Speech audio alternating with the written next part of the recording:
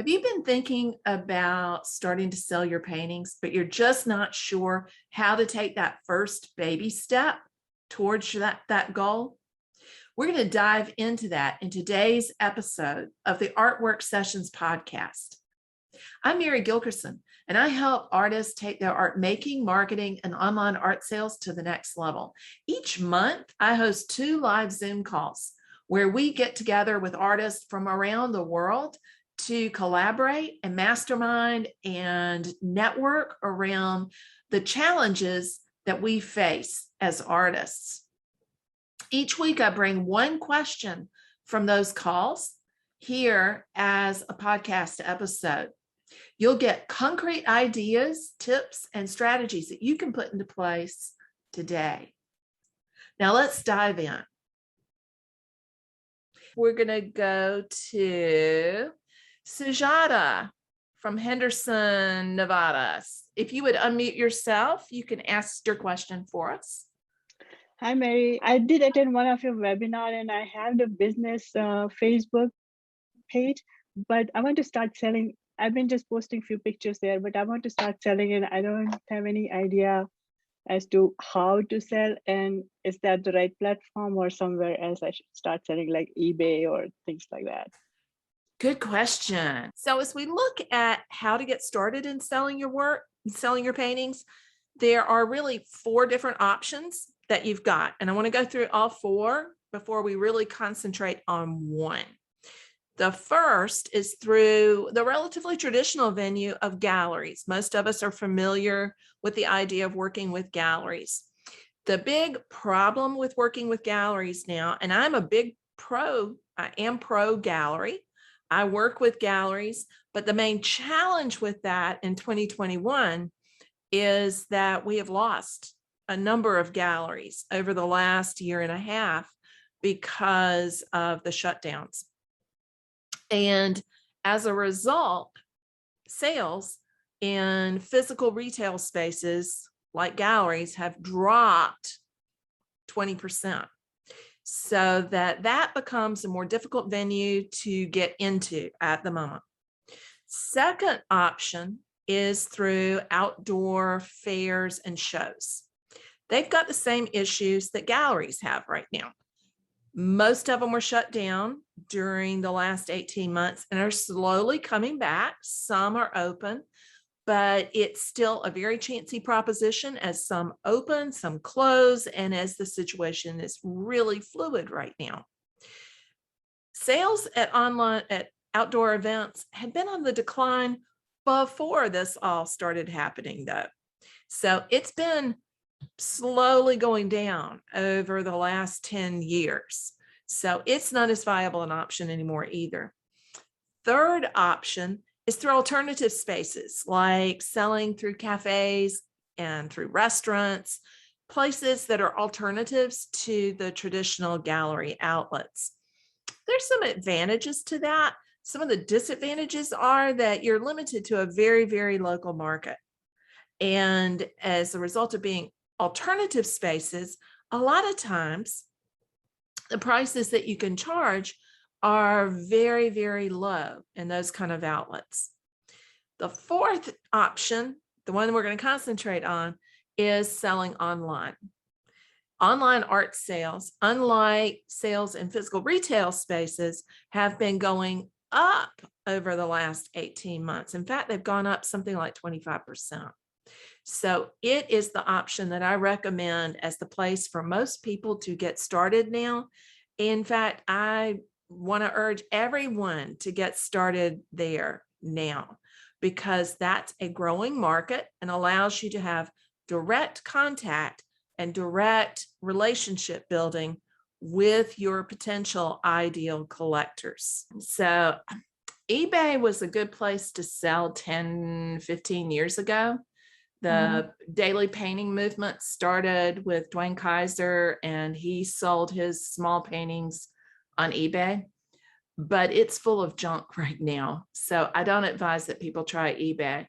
And I really don't think the big sort of market platforms like Etsy are the main place to start. You want to start with your social media first, then your email list and your website. But you can start selling on social media before you get all those other things in place. In fact, that's what we did during the June Attract Your Ideal Collector Challenge. And we're going to be doing that again in September. So if you missed the challenge back in June, be sure to check that out in September. One of the last prompts is around what it has the script in there that you use to let people know to issue an invitation to purchase. And you still want to follow that same format that I was talking about earlier. You want to give content and then ask for the sale. So you don't want to say it's available in every single post because that gets a bit spammy. So you want to attract your ideal collectors, number one, and social media is the place to do that. It could be either Facebook or Instagram. Which platform do you feel most comfortable on? Right now, Facebook, because I did open an Instagram account, but I haven't really used it, and I don't really know how to post there or how to work around it right now. Yeah, I would get started on Facebook, on your Facebook business page then. Okay. And what you want to do is post regularly and respond and build relationships with the people who comment. And then be sure to sign up for the challenge in September. But before then, you can start going through that same process of telling the story of your paintings and then sharing an invitation to purchase on every fourth or fifth post. Okay. Just one quick follow-up on that one. That right now I have been posting on my Facebook business page not that regularly, maybe once a week or once in few in 2-3 weeks, I think 2 or 3. And then I have been sharing that post in my personal Facebook page. So I've been getting some hits, like some likes and hits, but the comments I'm getting is just from the friends and maybe especially on my personal page instead of on my business page.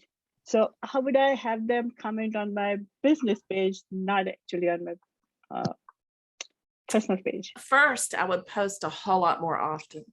You're not going to really get any traction on Facebook until you post every day. What governs the reach on any of those platforms is the algorithm. And people get all mad at the algorithm and talk about how the social media platforms are only going to show your work if you pay to play, if you have ads. And that's not entirely true. What the algorithm wants is good content.